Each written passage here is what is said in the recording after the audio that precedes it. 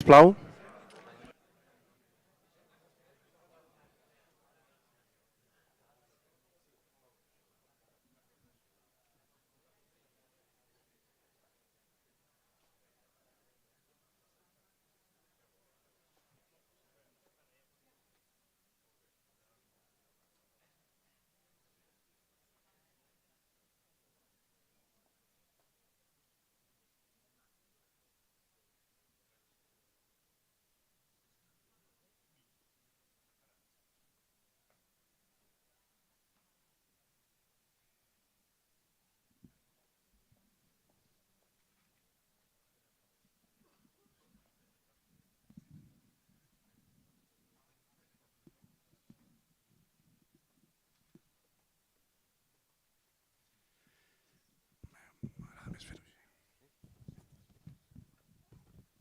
Sí, bon dia a tothom. Sigueu molt benvinguts a la seu del Col·legi d'Arquitectes de Catalunya en aquest matí que dedicarem a la presentació del Pla Director Urbanístic Metropolità, el PDUM, en el marc del període d'informació pública. Pel COAC és una satisfacció acollir aquest acte organitzat per l'Àrea Metropolitana de Barcelona que ens convoca a reflexionar i a conèixer amb més profunditat un instrument clau pel futur del nostre territori. El PDU és, sens dubte, una de les peces fonamentals per orientar l'evolució urbana dels 36 municipis de l'àrea metropolitana fins a l'any 2050, substituint el Pla General Metropolità del 1976 i adaptant-lo als reptes contemporanis. En primer lloc, vull agrair a l'àrea metropolitana de Barcelona per impulsar aquesta sessió i per compartir amb nosaltres el treball realitzat. També vull agrair de manera especial la presència de Ramon Torra, gerent de l'àrea metropolitana de Barcelona, el director de l'àrea de polítiques urbanístiques i espais naturals, Xavier Mariño, a Mireia Peris, cap del servei de redacció del Pla Director, a Isabel Tomé, cap de la secció de reordenació urbana, i a Ramon Sisó, cap de l'Oficina d'Ordenació Territorial. També voldria agrair la participació dels experts que enriquireu el debat amb les vostres intervencions, així com totes les persones que ens acompanyeu avui, tant presencialment com seguint la sessió en línia, i que contribuïu a fer possible aquest espai de debat i reflexió col·lectiva. Finalment, permeteu-me també un agraïment al conductor d'aquest acte, que serà en Pere Ponsatí, que ens guiarà al llarg de la jornada. Avui parlarem d'un pla que ha de donar resposta a qüestions centrals del nostre temps. La sostenibilitat ambiental, la mobilitat, l'accés a l'habitatge, la cohesió social o la qualitat dels espais urbans. Però també és un instrument que proposa una mirada metropolitana, capaç de superar els límits municipals actuals i d'entendre la metròpoli com un sistema interconnectat, divers i complex. Des del COAC considerem especialment rellevant que aquest procés es desenvolupi en un context de debat obert i participatiu. Els arquitectes, urbanistes i altres professionals del territori tenim la responsabilitat i també l'oportunitat de contribuir amb el nostre coneixement, amb una mirada crítica i fent propostes per a la construcció d'aquest futur metropolità. La sessió d'avui ens permetrà conèixer el PDUM des d'una perspectiva general, presentant el seu marc global, els principals objectius i l'estructura del document. També s'abordarà el model policèntric i els elements estructurants que configuren el model territorial proposat, aspectes essencials per entendre com es vol articular la metròpoli en les properes dècades. Esperem que aquesta trobada sigui útil per comprendre millor l'abast de les implicacions del Pla Director Urbanístic Metropolità i, sobretot, per fomentar un debat constructiu sobre el futur de la metròpoli de Barcelona. Moltes gràcies i molt bona jornada a tothom. Passo la paraula a Ramon Torra, gerent de l'àrea metropolitana de Barcelona. Gràcies.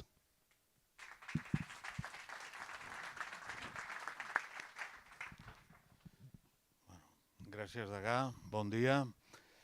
Primer de tot, disculpar el Damià Calvet, el vice... Ostres, perdona. Jo anava amb el pinyo fix de disculpar-te com a primer. Doncs, escolta, en tot cas, el que ens farà la benvinguda serà el Damià, no? Ens permutem els papers, doncs, molt bé. Doncs escolta, així no disculpo el Damià Calvet, perquè el tenim aquí, l'únic que jo faré la presentació i en Damià Calvet, el vicepresident de Polítiques Urbanístiques i Espais Naturals de l'àrea metropolitana, farà la cloenda.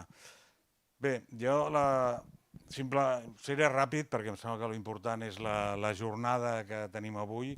Aquí veiem el logo aquest dels 15 anys de l'àrea metropolitana. Aquest any fa 15 anys que es va constituir l'àrea metropolitana. La llei de constitució de l'àrea metropolitana és de l'any 2010, en la darrera sessió del Parlament de Catalunya es va aprovar i es va constituir amb les eleccions municipals de l'any següent.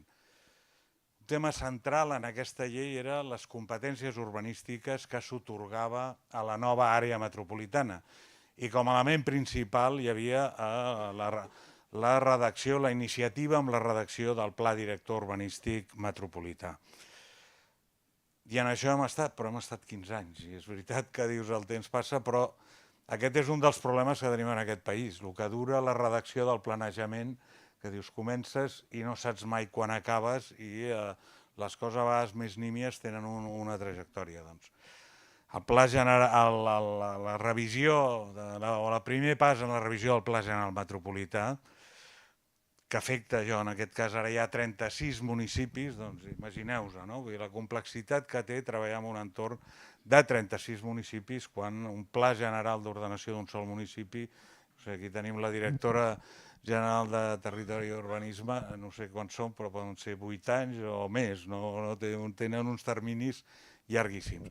Però bueno, estem en un procés en el que no s'ha parat de treballar, és un treball, jo crec que d'un equip intens, tenim el que va ser el primer director de polítiques urbanístiques de l'àrea, el Josep Maria Carreras, que està jubilat ja, però en canvi segueix el procés, va ser el que va posar en marxa tot aquest procés i no hem parat des d'aquell moment. A la constitució de l'equip, aquest treball continuat d'anàlisi i diagnosi, arribar a una proposta solvent i que fos capaç de plantejar la metròpoli del futur, aquesta metròpoli dels propers anys.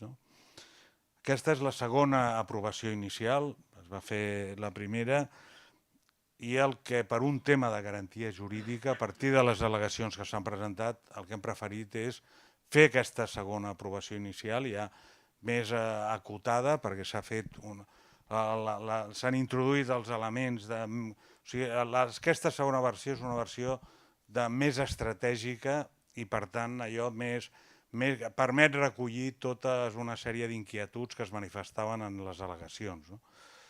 Llavors esperem que aquesta serà la que a final d'aquest mandat, que és el compromís que hi ha per part del govern de l'àrea metropolitana, és aprovar, fer l'aprovació provisional de manera que es traslladi ja a la Generalitat de Catalunya per la seva aprovació definitiva de manera immediata. Per tant, ja estem en aquest tram final i entenem que ja definitiu de poder acabar tenint amb un breu termini el Pla Director Urbanístic Metropolità aprovat definitivament i plenament vigent.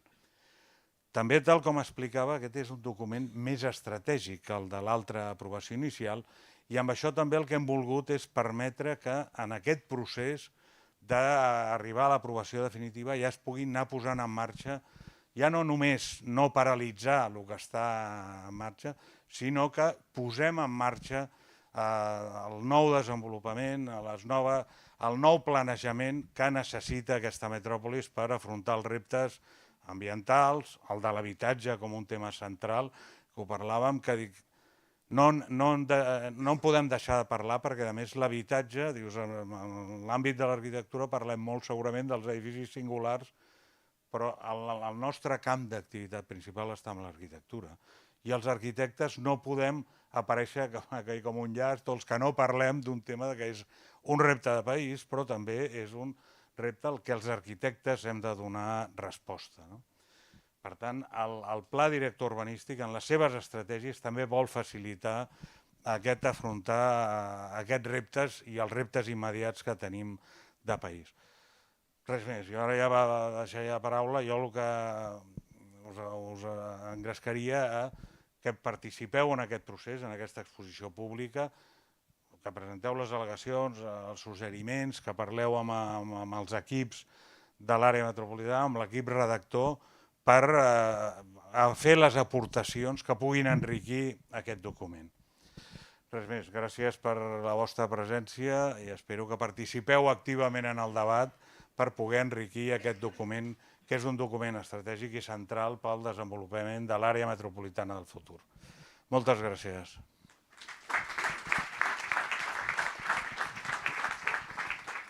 Molt bé, moltes gràcies, gerent, moltes gràcies, degà. Donem ara la benvinguda al senyor Xavier Mariño, director de l'àrea de polítiques urbanístiques i espais naturals de l'AMB, i a la Mireia Peris, directora del Servei de Redacció del Pla Director.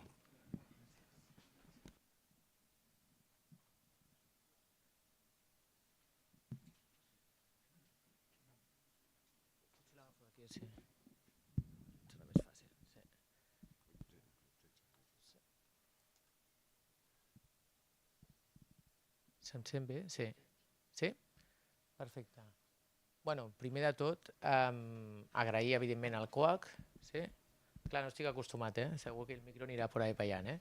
Bueno, primer de tot, agrair al COAC la seva acollida, posar-nos-ho tan fàcil per poder organitzar aquesta sessió de presentació i especialment al degà, Guim Costa, perquè sempre ha estat atent i sempre has mostrat molt interès en tot aquest procés de redacció del pla director.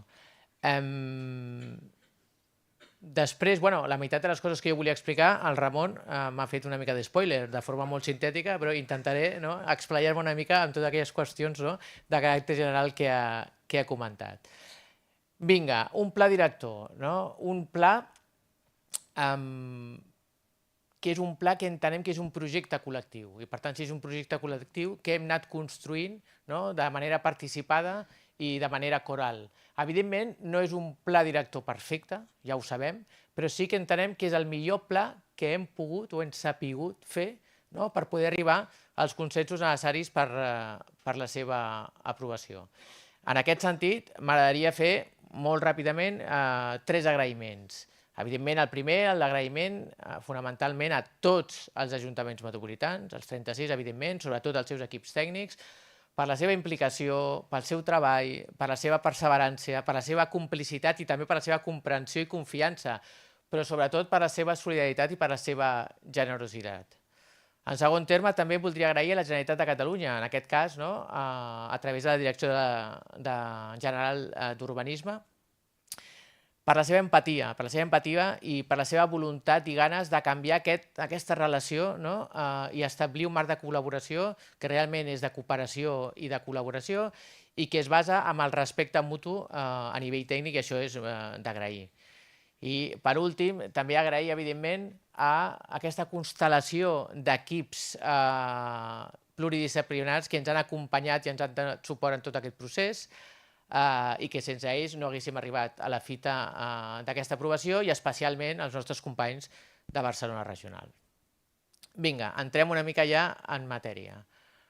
Pla director. Per què el pla director? Ja ho comentava el nostre gerent. Fonamentalment ve determinat per el mandat de la llei de l'àrea metropolitana, de constitució de la nova àrea metropolitana aprovada el 2010 per unanimitat pel Parlament de Catalunya, però també pel Pla Territorial Metropolità de Barcelona, que el defineix com un dels instruments pel seu desplegament. Què és el pla director? Faig una explicació molt de recordatori i de context. La Mireia farà una explicació més per explicar els canvis fonamentals d'aquesta evolució de la proposta de la primera a la segona inicial. 3 idees fonamentals que el defineix de forma molt sintètica. La primera és l'instrument que juntament al POUMET, aquest Pla d'Ordenació Urbanístic Metropolità, ha d'ordenar aquest territori d'una forma integrada en les properes dècades. L'horitzó, ho comentava el Ramon també, horitzó 2050.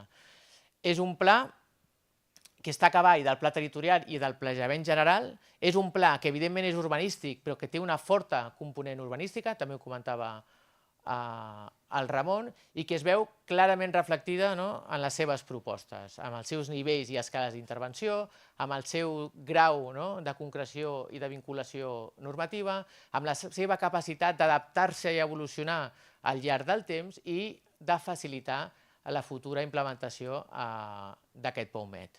La segona idea, també important, defineix el model de desenvolupament urbanístic del territori metropolità, intentant integrar la diversitat del conjunt en un projecte comú. Per tant, es basa en aquesta idea que el valor del conjunt és molt més que la suma de les seves diferents parts. I on la clau de volta és l'interès públic metropolità. Això és molt important. I, a més, que no és tan important aquella ciutat que dibuixa, que s'imagina, que projecta, sinó el camí per poder-hi arribar. I la tercera, i no menys important, és un pla que ha de donar resposta a les necessitats de la població, però fonamentalment en base a les capacitats del seu territori. Per tant, posa en el centre de la reflexió les persones i condiciona aquesta capacitat. Com es condiciona aquesta capacitat del territori? Dins del territori metropolità hi conviuen moltes realitats. Com les podem definir? Fonamentalment, ho simplifiquem en dos grans grups. Un, el que anomenem aquests models de viure, que són aquests territoris que es categoritzen fonamentalment pel seu nivell de centralitat, pel seu grau de connectivitat intern i extern, per aquesta relació d'integració i de veïnatge amb els grans espais oberts o amb les grans infraestructures de transport, però també amb aquestes similituds a l'hora d'aquests processos d'urbanització i de creixement definits o condicionats també per les característiques o condicions orogràfiques o per la seva posició o localització estratègica relativa en el territori. Aquí identificaríem tres models. Ciutat en continuïtat a la plana, estem parlant de la ciutat contínua des d'Hospitalet, Barcelona, Sant Adrià, Santa Coloma, Badalona. Parlem d'aquestes ciutats nodals entrelligades, aquesta seqüència de ciutats intermitges, podríem parlar de Castelldefels, Gavà, Viladecans, Sant Boi, o els passatges de baixa densitat, els Vegas, Corberes, Tianes, el Papiols, etc. Per un altre costat, els àmbits funcionals, que són aquestes àrees del territori que per la seva proximitat, per la seva contigüitat, per les seves complementarietats o interdependències, acaben esdevenint aquests àmbits de referència per l'establiment d'aquestes relacions funcionals bàsiques i quotidianes en aquesta escala intermitja, aquesta escala entre el municipi i l'àrea metropolitana. Per tant, aquí el que estem identificant o estem manifestant és a dir, que el pla director és sensible a aquesta diversitat que caracteritza l'àrea metropolitana i que és un dels seus valors i singularitats. D'on venim? Comentava el Ramon, 2023, març, vam fer una primera aprovació inicial, vam obrir un període d'informació pública, en principi havia d'acabar l'octubre de 2023, el vam allargar al desembre 2023 i després vam iniciar la consulta amb els ajuntaments, que la vam allargar també 6 mesos fins a juny del 2024. Per tant, hem estat un període de quasi un any i mig amb tot aquest procés d'informació, divulgació, participació del pla. En tot una sèrie d'espais habilitats per aquesta divulgació. Els veiem aquí, que és els que reproduirem en aquest període en el que ens trobem a dia d'avui. Què hem rebut en tot aquest procés? Faré una explicació molt sintètica, tant des d'una visió quantitativa com qualitativa. Hem rebut aproximadament 530 documents, dels quals el 85%, 450 són documents d'al·legacions, però després tenim un 15% que són tots els informes que venen de les administracions amb competències i dels ajuntaments. D'aquí els 36 ajuntaments metropolitans han fet informe, però també 4 municipis més enllà de l'àrea metropolitana. Jo diria que és Mataró, Sabadell, Martorell i Subirats, diria. Dic bé, Pere? Perfecte. L'àrea metropolità també ha enviat informe. D'aquí, fent el desgranatge i el buidatge de tots aquests documents, això es tradueix en més de 5.000 o quasi 5.200 peticions. D'aquestes 5.200 peticions, el 40% aproximadament són peticions que venen directament dels ajuntaments metropolitans. Per tant, aquesta relació del 7% de documents amb el 40% de peticions es veu una mica la importància i el pes de la participació, evidentment, com no ho podia ser d'una altra manera, dels ajuntaments metropolitans. Després, l'altre 55% ve de les al·legacions que venen dels particulars, fonamentalment la meitat, i l'altre d'empreses, grups d'interès, col·legis professionals, etc. El 5% restant són aquests informes que venen de les administracions en competència, Generalitat, Estat, etc. Des d'una mirada més qualitativa, Com podem, quina tipologia de peticions hem rebut, que és la primera gràfica. Fonamentalment, 2/3 parts de les peticions han sigut vinculades a les propostes urbanístiques del pla. Té sentit, 2/3 parts. Després, un paquet també important, un 15%, tot allò vinculat amb la regulació normativa i després, en major mesura, vinculada amb el relat i la justificació de la proposta o aquells aspectes vinculats amb el propi document o amb el seu tràmit d'aprovació. Per nosaltres també aquí hi ha una dada significativa, que és aquest 4%. Un 4% que el que estan dient que són peticions que realment no tenen a veure, des de la nostra interpretació, amb les propostes del pla director. Això per què és significatiu? És significatiu perquè en processos anteriors, sobretot a l'abans, en aquell moment ens rebíem nosaltres suggeriments, doncs pràcticament quan les vam avaluar, jo diria que del 30, 35, 40% d'aquelles peticions via suggeriments no tenien a veure amb el pla director. Per tant, en aquest sentit hem anat avançant. La segona gràfica intenta representar aquesta mirada des de la lògica territorial. Fonamentalment, dos grans paquets que ocupen el 90% de les peticions, o quasi el 95%, i a més a parts iguals. Aquelles peticions que sí que estan vinculades amb un àmbit concret del territori, que tant pot ser una parcel·la, un sector de planejament, un àmbit del que diem les àrees de transformació d'interès metropolità, alguna qualificació d'algun sistema estructurant, etc.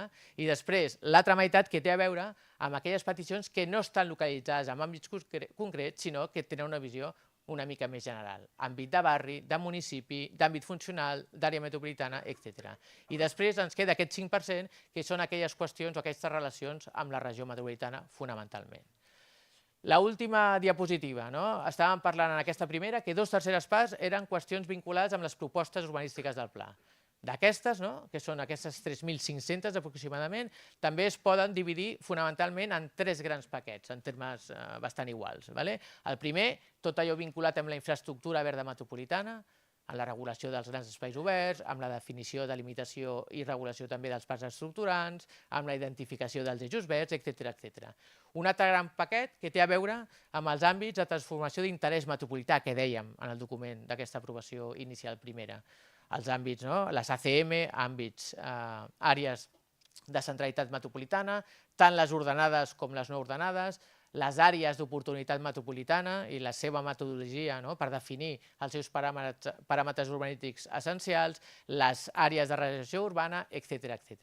I després un altre tercer paquet que en si mateix també es divideix en tres. Tot allò vinculat amb l'estructura urbana social, grans avingudes, connectors, carrers estructurants, tot allò vinculat amb les infraestructures de mobilitat d'alta capacitat, fonamentalment tot allò vinculat amb el sistema ferroviari, i per últim, totes aquelles peticions vinculades amb les funcions metropolitanes o amb el catàleg d'estratègies en assentaments urbans que plantejava el pla director en tres eixos: el de l'equilibri físico-funcional, el de la cohesió social i el de la qualitat urbana.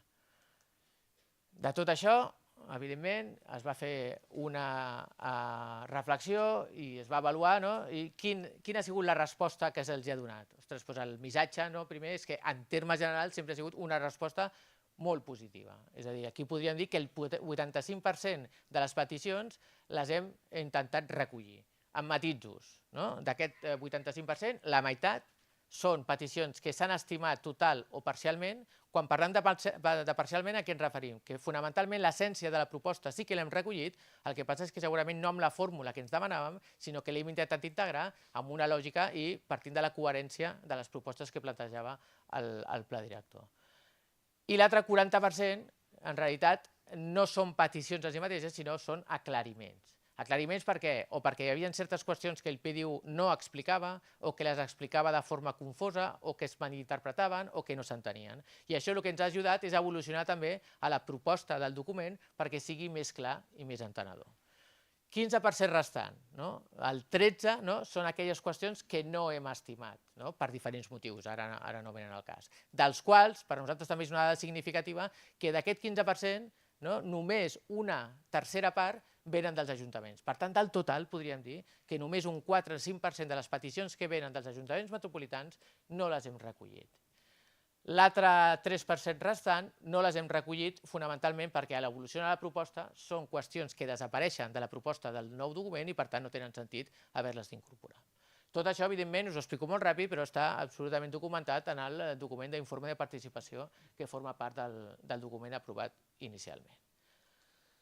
Però, evidentment, tot això, és a dir, l'evolució de la proposta no recau només d'aquesta visió individualitzada o puntual de totes aquestes peticions, sinó que també ve d'una reflexió global de tot el document. Una reflexió que el que ens ha fet és fixar fonamentalment 3 criteris o 3 principis en el que han servit per regir aquesta evolució del pla. El primer, ho comentava també el Ramon, amb un document, amb un pla que té una visió temporal 2050, hem de garantir que tingui aquesta capacitat de poder adaptar-se, de poder evolucionar al llarg del temps perquè el context o les circumstàncies poden variar. I per tant el que hem intentat és reforçar aquest caràcter estratègic del pla director, posant èmfasi sobretot en la definició de processos i no tant en definir propostes tancades i concretes.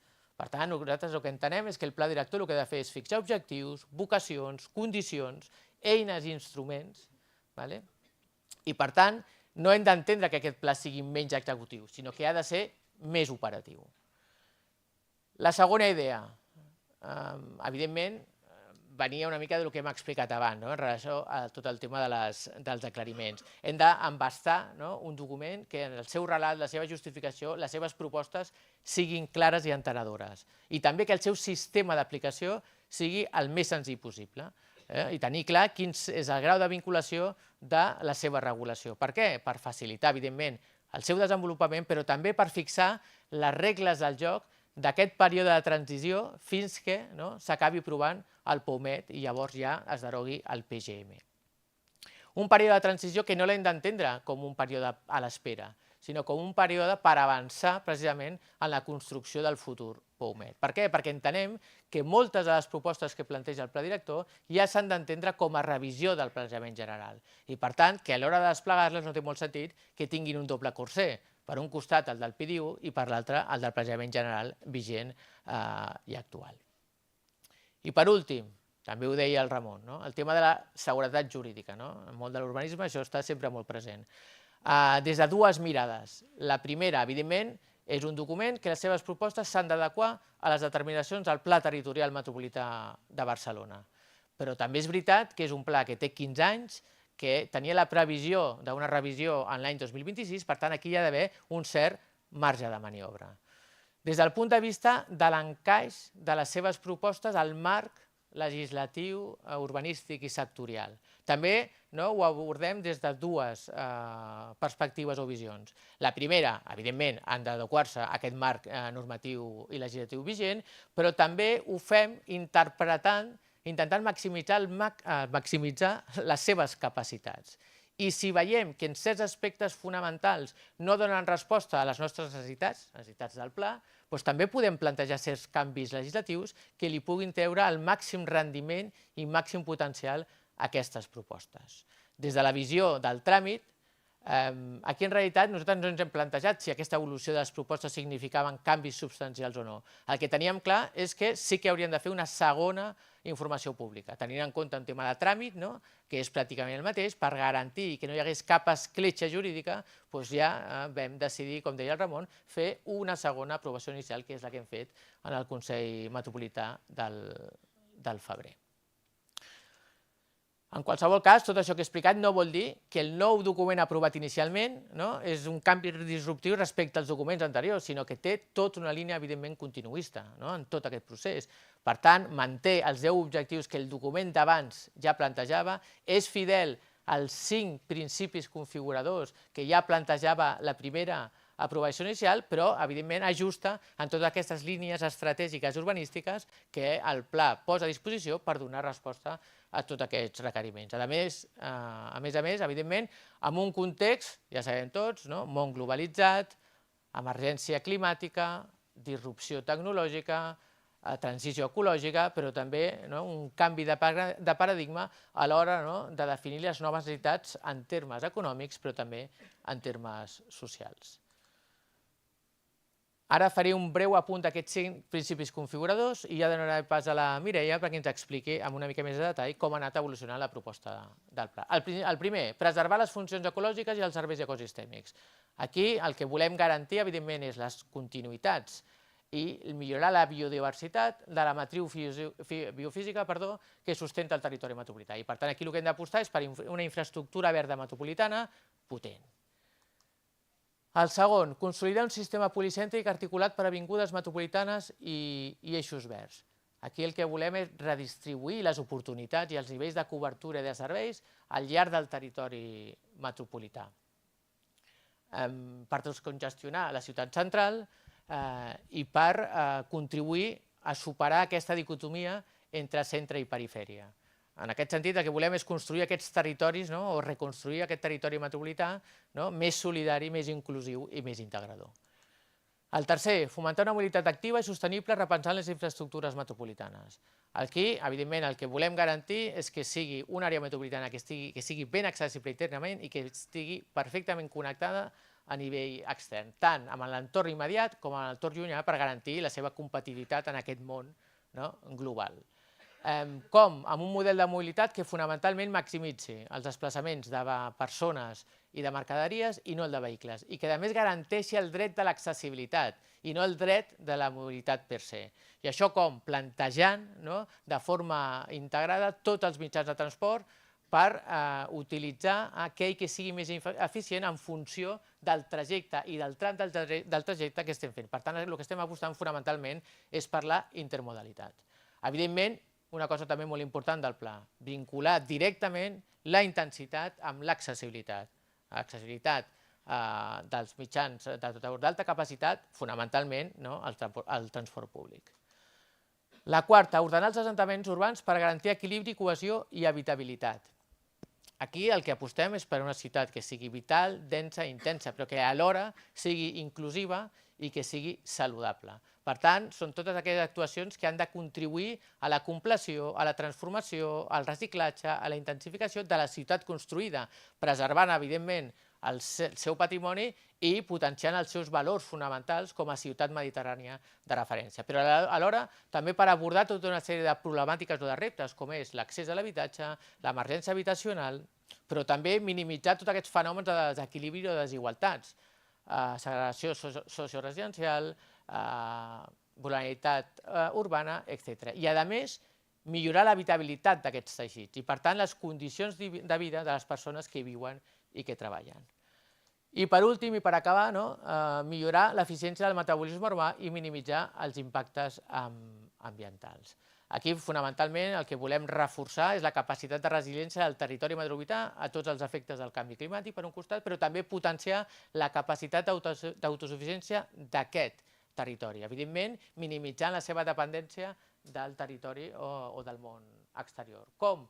Fonamentalment, intentar millorar l'eficiència del metabolisme urbà per càpita en aquest territori. Per tant, minimitzar la demanda de recursos, per tant, amb actuacions vinculades per facilitar mobilitats sostenibles, rehabilitació, especialment rehabilitació energètica, etc., i alhora augmentar o maximitzar la seva oferta, la capacitat del territori, a través, evidentment, de maximitzar l'aportació de serveis ecosistèmics, per un costat, però també la de millorar el potencial de generació d'energies renovables, per un altre, i també totes aquelles actuacions vinculades amb el reciclatge, aigües residuals o valorització de residus, etc. Vinga, gràcies.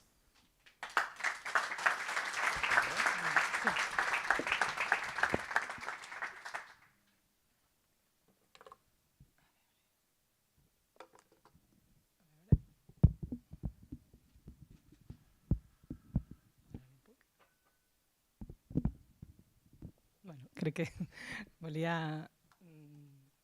el micro fixe, però... No, és igual, ja va bé. Ara no sé què ha passat.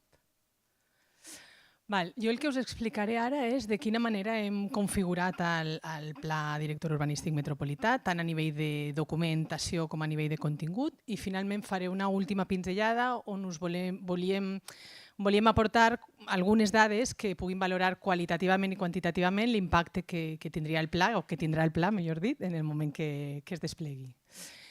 En primer lloc, presentar-vos els 11 documents que formen part a través dels quals hem elaborat o hem compilat tot el contingut del pla director. Són aquests que veieu en pantalla, són pràcticament els mateixos que configuraven el document que es va aprovar inicialment per primer cop, amb algunes petites diferències que són les que ara aniré puntualitzant. En primer lloc, aquests 3 documents, la memòria, la normativa i els plànols, són els documents clàssics a través dels quals expliquem la proposta d'un pla, i el que hem fet és reelaborar-los a partir de totes aquelles aportacions i suggeriments que hem rebut per part vostra durant el període d'informació pública anterior. Principalment, el gran canvi de la memòria és la manera en la que està elaborat el tercer bloc, on es descriu la proposta, que bàsicament consta de 3 capítols. Un primer capítol, que és el capítol 8è, on s'explica el model del pla des del punt de vista més conceptual, és a dir, quines són les idees, diguéssim, o la visió, les idees que estan a l'origen de la proposta i la visió que proposa o que planteja a través de les seves propostes. El capítol 9è, que el que fa és element per element de la proposta, anar descrivint-lo amb una mica més de detall i justificant per què l'hem seleccionat per ser regulat, incorporat dins del pla director i de quina manera l'hem regulat a la normativa. I el capítol 10è, que el que fa és una avaluació quantitativa i qualitativa del pla per mesurar l'impacte que té des de diferents lògiques que després també veurem a través de diferents documents. Les normes urbanístiques també han sofert un canvi substancial, fruit també de les reflexions que vareu fer ajuntaments, informes sectorials, al·legants particulars, etc., que ens ha portat a evolucionar-la en el sentit de que la primera inicial, l'estructura de la normativa s'assemblava molt a lo que és l'estructura clàssica d'un planejament general, però tenint en compte que hem volgut reforçar aquest caràcter estratègic que us comentava el Xavi, hem considerat que calia reestructurar-la perquè realment l'estructura de la normativa respongués a aquesta necessitat. I bàsicament, més enllà de les disposicions generals, transitòries, clàssiques d'una normativa, la regulació s'estructura en 3 blocs. Un primer bloc, que és el de la regulació dels elements estructurants, que són tots aquells que hem considerat que tenen interès metropolità i que cal que siguin regulats en detall i tinguts en compte pel pla director. Un segon títol, no són aquesta la numeració dels títols, la Mercè us ho diria millor, però els 3 grans blocs són els elements estructurals, el segon seria les àrees d'interès metropolità, que són aquells àmbits en els que preveiem que es transformin o que es produeixin regeneracions importants des de diferents punts de vista i que cal també que siguin tinguts en compte des del pla director. I finalment un tercer capítol, que és com una normativa comuna, que aquí sí que hem fet un salt important respecte a la primera inicial. Si recordeu, la primera inicial, dintre de la normativa comuna, ens atrevíem amb la regulació dels usos i dels paràmetres d'edificació. Aquest cop hem considerat que havien de fer un pas enrere i, de nou, apel·lant a aquest caràcter estratègic, doncs la normativa comuna s'ha convertit en una normativa d'adaptació al planejament vigent en la que realment hem volgut explicar de quina manera tots els elements del pla afecten al planejament vigent, que, com sabeu, seguirà vigent, és a dir, l'aprovació definitiva del pla director urbanístic no es derogarà el planejament general, per tant, conviurà el PDU amb els planejaments generals que tenim actualment, fins que s'elabori el POU metropolità. I, per tant, tots aquests elements que des del pla director estem regulant afecten d'alguna manera les regulacions amb les que operem actualment. Doncs aquest tercer bloc de la normativa intenta establir aquest marc per clarificar de quina manera, especialment dels municipis, heu d'aplicar, i els particulars, òbviament, aquesta normativa. El tercer document és el de la documentació gràfica, que després l'explicarem una mica més de detall i, per tant, ara no m'entretinc. Després tenim una segona col·lecció de documents que són els que fan una avaluació 360 graus del pla, des del punt de vista ambiental, de la mobilitat, de la memòria social, especialment tenint en compte la qüestió de l'habitatge, que com tots sabem és una qüestió punyent a la qual el pla director també s'enfronta i intenta donar resposta. I finalment el setè document, que és el d'avaluació de la perspectiva de gènere i la salut, que si recordeu en la primera inicial eren 2 documents separats, el de la perspectiva de gènere i el de l'impacte de la salut, però també amb aquesta evolució hem volgut reforçar la idea de que aquest document o aquesta avaluació el que volem que faci és que atengui aquells col·lectius específics que tenen unes necessitats específiques per raó de gènere, però per també raó d'origen, de renda, d'edat, etc. I avaluar de tots aquests col·lectius, especialment posant la mirada en el gènere, també quin és l'impacte que té en la salut, quin és l'impacte de les propostes del pla en la salut d'aquests col·lectius específics que tenen unes necessitats especials i sobretot de quina manera podem donar resposta a través de l'urbanisme. Per tant, és un document que intenta donar una visió més holística i fer una mirada global, diguéssim, a totes aquestes necessitats socials des d'una perspectiva més àmplia que la que fa la memòria social, que òbviament se centra en el tema de l'habitatge.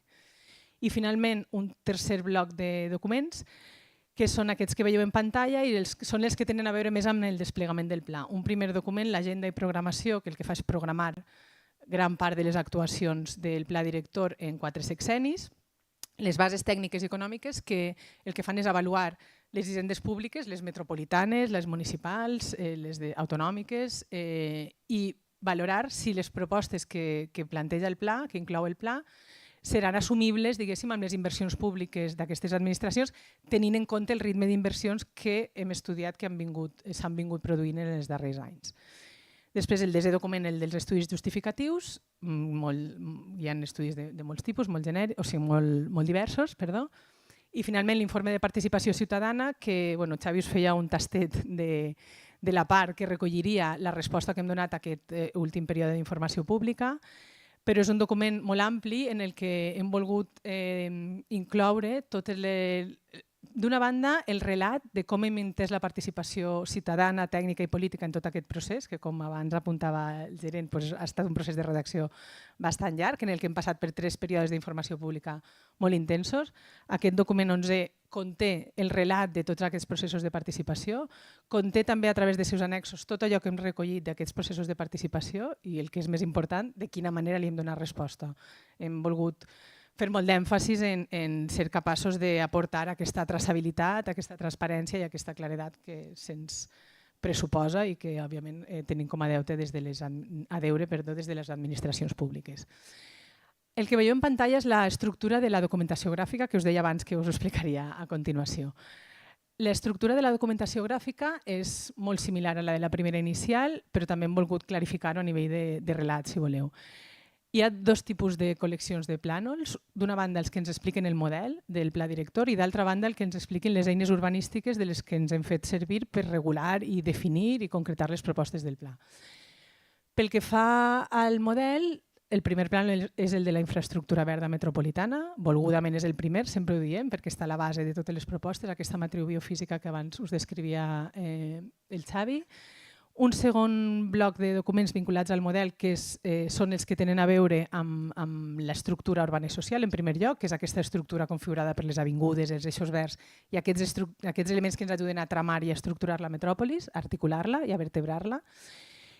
Les infraestructures de la mobilitat, tant les viàries com les ferroviàries, que inclouen, òbviament, totes aquelles actuacions que venen de la planificació sectorial, de la qual no són competents, però que hem incorporat per explicar de quina manera, a través de la seva implementació, són coherents amb les propostes que estem plantejant, i també les infraestructures de serveis tècnics i ambientals, que són totes aquelles que necessitarem en un futur, tenint en compte els creixements que està proposant el pla per donar resposta a aquestes necessitats.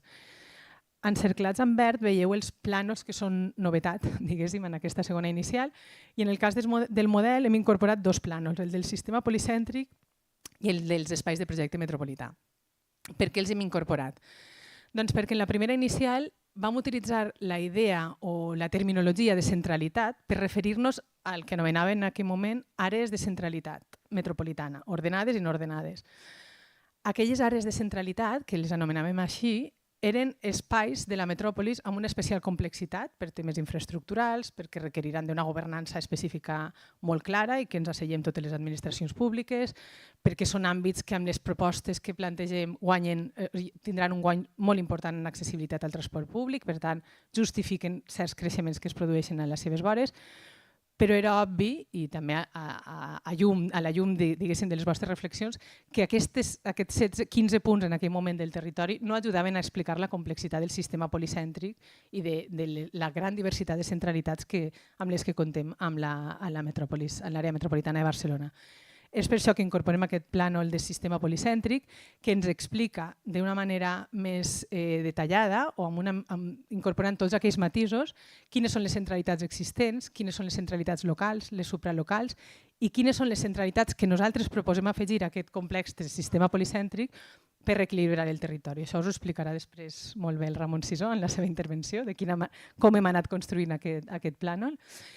I per contra, tenim el plànol 5è, que són els espais de projecte metropolità que venen a substituir aquelles ACM de la primera inicial. Aquests 15 punts inicials, aquests 15 àmbits de la primera inicial s'han convertit en 16, han mutat, és a dir, s'han redefinit els seus àmbits, perquè ara ens hem centrat en definir-los pensant en que el focus principal en aquests àmbits s'ha de centrar en la governança, és a dir, de quina manera desencallem aquests projectes, que són com els nodes gordians del territori, i per tant aquelles ACMs passen a anomenar-se espais de projecte metropolità i són aquestes que podeu trobar al plànol.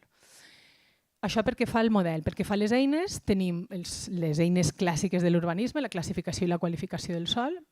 La classificació del sòl és una obligació que té una determinació del pla director arran per donar compliment a la llei de l'àrea, que així ho especifica. La qualificació del sòl s'ha treballat de manera més puntual en aquells casos que s'ha considerat necessari. Amb el sòl no urbanitzable qualifiquem el 100% dels terrenys inclosos en aquesta categoria. Per tant, aquí sí que fem de POM, si em permeteu, és a dir, fem de planejament general i qualifiquem amb exhaustivitat, mentre que en el sòl urbà hem seleccionat quins són els elements que creiem que cal qualificar, que en aquest cas són els sistemes estructurants, parts estructurants, equipaments estructurants, etc. Hi ha un tercer plànol dintre d'aquesta col·lecció, diguéssim, de les eines més clàssiques, que és el de la regulació transversal. Ja és un plànol que teníem en la primera inicial, que és una mica complex de llegir si l'heu consultat, però ens ajuda a explicar allò que us deia a l'inici de com hem d'adaptar el planejament vigent a la regulació del pla director. És a dir, és un plànol on se superposen tots els elements que planteja el pla, els elements estructurants, les traces de les avingudes, dels eixos verds, i a sota trobem el planejament vigent per veure de quina manera una regulació se superposa a l'altra. Pel que fa a les àrees d'interès metropolità, el plànol 9è, també és un plànol que ja teníem, que volgudament incorpora aquelles àrees on estan les plusvàlues, que són les àrees d'oportunitat, és a dir, les noves centralitats metropolitanes es produiran amb la transformació d'aquestes àrees d'oportunitat metropolitanes, que són 75, que s'identifiquen al llarg de tota la metròpolis, i aquest plànol conté tant aquestes àrees d'oportunitat com les àrees de regeneració, que són àrees que d'entrada contenen una complexitat, una vulnerabilitat més enllà d'urbanística, és a dir, hi ha una vulnerabilitat social, o en el cas dels teixits d'activitat econòmica, una vulnerabilitat pel que fa a l'activitat econòmica que se superposa, a més, amb dèficits urbanístics i, per tant, són els àmbits on cal que invertim des de les administracions públiques per revertir aquests processos de degradació. En aquesta segona inicial, un canvi important ha estat en relació a aquests àmbits, precisament, les àrees de regeneració. En la primera inicial ens referíem només a les àrees de regeneració en els teixits residencials i hem considerat que calia ampliar aquesta mirada i identificar també aquells espais oberts que calia que fossin restaurats. Per tant, en aquest plànol trobareu també aquesta nova figura que s'anomenen AREOs, que són les àrees de restauració dels espais oberts, que identifiquen precisament aquests espais que han estat malmesos des del punt de vista urbanístic i que caldria una priorització a l'hora d'invertir per revertir aquests processos. I finalment, dos últims plànols que trobareu a l'annex de la normativa, però que tenen el mateix valor normatiu que la resta. El primer és un plànol que teníem a la col·lecció de diagnosi a la primera inicial i l'hem augmentat de categoria, si voleu dir-ho així, que és el de les funcions metropolitanes. És un plànol que ens intenta descriure la metròpolis des d'un punt de vista senzill, que no simplista. Per què dic això? Perquè en realitat és un plànol que ens dibuixa dos grans funcions metropolitanes. La especialitzada d'activitat econòmica, on no hi té cabuda l'habitatge i, per tant, són teixits que tenen uns requeriments de localització molt específics, on s'ubicaria la gran logística, que han d'estar ben connectats amb les grans infraestructures. I després tenim tota aquesta taca groga que veieu aquí, que és el que anomenem funció mixta. I deia al principi que és una lectura senzilla perquè no vol dir que dintre d'aquesta taca no hi hagi molta complexitat. Hi ha molta complexitat. La funció mixta implica que són àrees on ha de conviure l'activitat i la residència, però amb diferents proporcions i amb molts matisos depenent de la seva localització, de circumstàncies urbanístiques molt diverses. Per tant, a través de la regulació, el que fem és utilitzar aquestes dues grans categories per anar afinant i matisant de quina manera han de conviure, especialment en la funció mixta, aquestes dues activitats. I finalment un últim plànol que s'anomena revisió de sectors de planejament, on bàsicament el que fem és rellegir tot allò que heretem, tots aquells àmbits urbanitzables, delimitats i no delimitats, que heretem del planejament vigent i sobre els quals aportem una nova mirada amb els paràmetres del pla director. Crec que vaig una miqueta malament de temps. Ràpidament, tres grans idees en relació als canvis de contingut. Fins ara hem parlat de la documentació, però ja us he anat avançant algunes qüestions. Us explico 3 grans canvis en relació a 3 qüestions claus. En primer lloc, la infraestructura verda. En la primera inicial, la infraestructura verda la definíem amb un caràcter molt finalista. És a dir, ja us deia a l'inici que la llei de l'àrea ens obliga, o sigui, estableix que una de les determinacions del pla director és la classificació del sòl. En la primera inicial ho enteníem com una visió tancada i ja us dic com una visió de finalista, mentre que entenent, incorporant aquesta idea que també us avançava el Xavi, de que ara veiem o hem intentat entendre el pla director més com un procés, el que hem fet és classificar el sòl en un percentatge molt gran, però deixar un cert marge perquè enteníem que hi ha certs àmbits del territori en els quals acabar de concretar la classificació del sòl podia ser agossarat des de l'escala que treballaven des del pla director i en molts casos els municipis teniu molta més informació i enteneu molt millor la complexitat que requereix per acabar de definir aquesta línia. Per tant, el que fa el pla en aquest sentit és habilitar una sèrie de supòsits molt concrets i molt acotats, és a dir, no es tracta d'obrir la veda i que la classificació del sòl no quedi definida pel pla director, molt al contrari, ja us dic que en gran part del territori queda totalment tancada, però en alguns punts en els que s'ha considerat s'estableixen els supòsits concrets en els que habilitem el planejament general a futur, en els municipis concretament, per a que acabin d'afinar-la. Per tant, amb aquesta idea i també en relació a les qualificacions del sòl de la infraestructura verda en el sòl urbà, és a dir, aquells parts estructurants en els que qualifiquem en sòl urbà. Sabeu que abans us deia en la classificació del sòl, en sòl urbà ens hem atrevit només en uns punts puntuals, en alguns àmbits concrets. Doncs en el cas dels parcs estructurants i de la resta de sistemes estructurants hem incorporat també una novetat per flexibilitzar la seva ordenació, que és bàsicament que sempre que es troben dintre d'una àrea d'oportunitat, és a dir, d'aquestes 75 àrees que us explicava que en un futur s'hauran de transformar, la delimitació que estableix el pla director té un caràcter indicatiu, és a dir, s'ha de seguir en termes de... s'ha de respectar la superfície i la funcionalitat, però pot modificar-se per adequar-se a l'ordenació que en el seu moment necessiti la transformació d'aquell àmbit. A més, hem millorat la coherència amb altres plans especials, s'ha simplificat la regulació del sòl no urbanitzable, que com us deia regulem en detall, aquí fem de pla director, i s'ha completat també gran part, parcialment diria, l'estructura blava i l'estructura verda.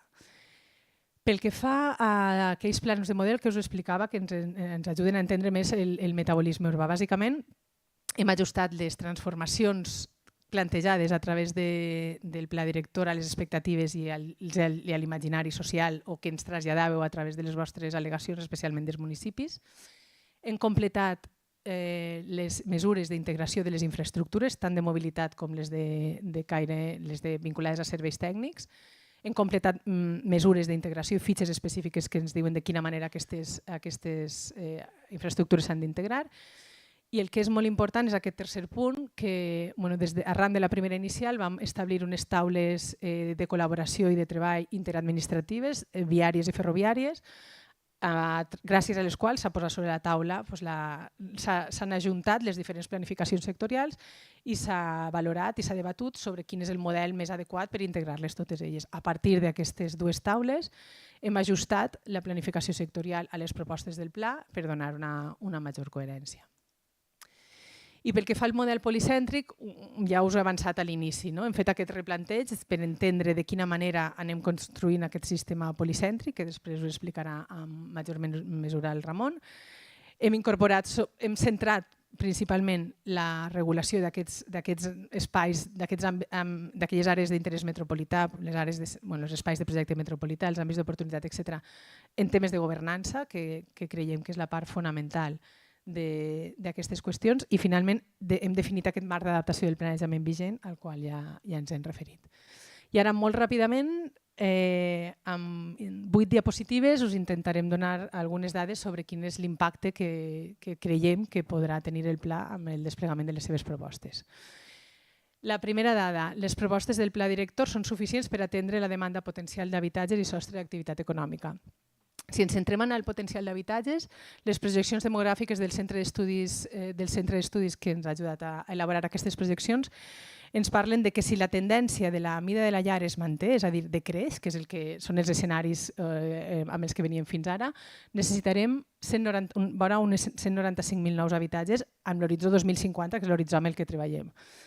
Ara bé, és cert que s'observa un canvi de tendència i la mida de la llar s'anava reduint progressivament, cada vegada eren menys persones per llar.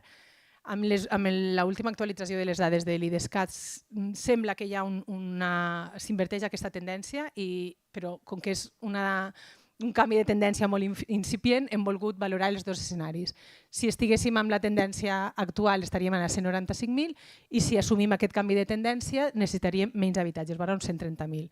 En qualsevol cas, l'escenari base amb el que treballem és que amb les propostes del pla director aconseguiríem un potencial d'uns 218.000 habitatges. Ara bé, un canvi important que hem incorporat també en aquesta segona inicial. Més enllà de treballar amb aquesta xifra tancada, amb aquest escenari base, que sembla que tinguem la bola de cristall, 218.000 habitatges és el còmput que ens surt dels potencials dels àmbits. Aquests àmbits d'oportunitat metropolitana, aquests 75 àmbits que estan inserits a tot arreu del territori, són aquestes taques magenta que veieu al mapa. Quan les definim des de la regulació no donem una dada concreta, sinó que donem una forquilla, tant des del punt de vista de l'edificabilitat com del percentatge d'usos. Per tant, què vol dir això? Que si anéssim al mínim de sostre que dona dintre de tots els escenaris, de tots els àmbits d'oportunitat que plantegem, si anéssim al mínim de sostre i al mínim d'habitatge, amb el pla director aconseguiríem uns 168.000 habitatges. Mentre que si anéssim al màxim de sostre i màxim de percentatge d'habitatge, estaríem al voltant del 260.000. Aquests 218 és un escenari intermig que ens ajuda una mica a mesurar les propostes. Això ens permet que a mesura que vagin desenvolupant-se els projectes poder anar mesurant o matisant si s'escora si la conjuntura ens porta a que necessitem més habitatge o que necessitem més activitat econòmica i intentarem mesurar-ho o monitoritzar-ho des del pla director per garantir que sempre estigui dintre d'aquests marges de les forquies que donem i el mateix des del punt de vista dels llocs de treball. En segon lloc, les propostes del pla director redueixen l'especialització funcional a l'àrea metropolitana i, en conseqüència, la mobilitat obligatòria. Com sabeu, al document aprovat inicialment per primer cop, utilitzàvem un paràmetre que ens ajudava a mesurar l'equilibri del territori, és a dir, utilitzàvem un paràmetre que ja ens venia donat que recollíem del PTMB, que era la relació de població ocupada resident i els llocs de treball localitzats, el POR LTL, que és aquest que veieu aquí, que bàsicament el que ens diu és que quan aquesta ràtio s'aproxima més a 1 vol dir que tenim la mateixa quantitat de persones potencialment ocupables que llocs de treball. Per tant, potencialment podrien ocupar-se o treballar, diguéssim, a prop d'on viuen. Dic potencialment perquè és una hipòtesi amb la que es treballa, però es considera que si l'urbanisme genera un territori amb aquesta ràtio equilibrada entre el 0,8 i l'1,2, estem davant d'un territori més sostenible, on òbviament la mobilitat obligatòria és més baixa i per tant millorem els nivells d'autocontenció. Doncs a través dels àmbits d'oportunitat, que són aquests que veieu, ara els veieu en granat en la pantalla, que són els que generen els nous potencials, intentem reequilibrar aquest territori que, com sabeu, està molt escorat, especialment l'activitat econòmica cap al municipi de Barcelona i que requereix d'un esforç molt gran de tots aquests paisatges, ciutats nodals entrelligades, de delta, Vallès i fins i tot els paisatges de la baixa densitat, cal que reverteixin certes tendències per reequilibrar-lo en aquest sentit. Per tant, aquest reequilibri l'aconseguim a través d'aquests àmbits d'oportunitat i aquí veieu també un mapa que és el mapa de les estratègies urbanes que l'hem posat perquè la primera inicial formava part de la col·lecció d'ordenació i ara en aquesta segona inicial forma part dels plans de diagnosi. Per què? Perquè el que hem fet amb les estratègies urbanes és incorporar-lo en aquest apartat de la normativa que us deia que s'anomena adaptació al planejament vigent a mode de catàleg. Són unes estratègies que es basen en 5 grans eixos i la normativa recull quines directrius o recomanacions caldria aplicar en determinades casuístiques per intensificar, per equilibrar el territori, dotar d'habitatge assequible, etc. Hi ha diferents. A la normativa ho incorporem com a catàleg, però al plànol de diagnosi ho territorialitzem. No ho hem volgut posar als plànols d'ordenació perquè la seva territorialització vindrà donada per les diferents circumstàncies i enteníem que no era determinista en aquest sentit. El que volíem que quedés palès és com el marc que es dona a través de la normativa per poder aplicar-les en determinades casuístiques. En tercer lloc, aconseguim encabir els creixements de població que us explicàvem fins ara, doblant la capacitat del planejament vigent i a més ho fem desclassificant sòl. Aconseguim un cert guany en relació al sòl no urbanitzable, percentualment és petit però en termes qualitatius és substancial. Això ho hem aconseguit en primer lloc a través de la revisió dels sectors de planejament que us explicava, hem desclassificat aquells sectors que hem considerat que no s'adien al model, hem retallat aquells que creiem que era massa extensos o que el seu àmbit no era susceptible de ser desenvolupat, i això ens ha permès reordenar o reendreçar tota la vora fins a aconseguir aquest mapa que veieu aquí, que és el de la classificació del sòl. A més, aquestes àrees que estan encerclades en blau és el que ara anomenem estratègia d'ordenació de vora, que forma part d'aquestes habilitacions on preveiem que es produeixi una classificació del sòl a futur, però és massa complexa, diguéssim, o requereix d'un nivell de detall que no és de pla director. A més, amb aquests creixements aconseguim assolir l'objectiu de solidaritat urbana perquè fa en termes d'habitatge. En termes d'habitatge assequible, en les propostes del pla estaríem entre un 15 i un 17%, un 15% ja sabeu que és el que ens marca el PTCH, però específicament en relació a l'habitatge assequible estable, és a dir, aquell protegit especialment per l'urbanisme, passem de no arribar a un 3% d'habitatge assequible estable, és a dir, protegit en l'estat actual, a situar-nos amb aquest escenari base al voltant del 10,6% i tenint en compte aquestes forquilles que us explicava, estaríem entre un 9 i vora un 12%, és a dir, amb l'escenari de mínim habitatge, mínim sostre, estaríem al voltant del 9% i podríem arribar fins al 12%. D'habitatge assequible estable. L'habitatge assequible, és a dir, al qual li sumem totes aquelles operacions d'habitatge que venen de recursos públics per atendre les demandes socials, són els que ens ajuden a augmentar-ho. Òbviament, aquí hem volgut reproduir de nou el plànol de les funcions perquè és a través d'aquesta funció mixta, on us deia que conviuen l'activitat i la residència, que ens ajuda a protegir especialment l'habitatge en aquelles zones que creiem que pot estar d'alguna manera amenaçat per altres circumstàncies. A més, garantim que la dotació d'equipaments i espais lliures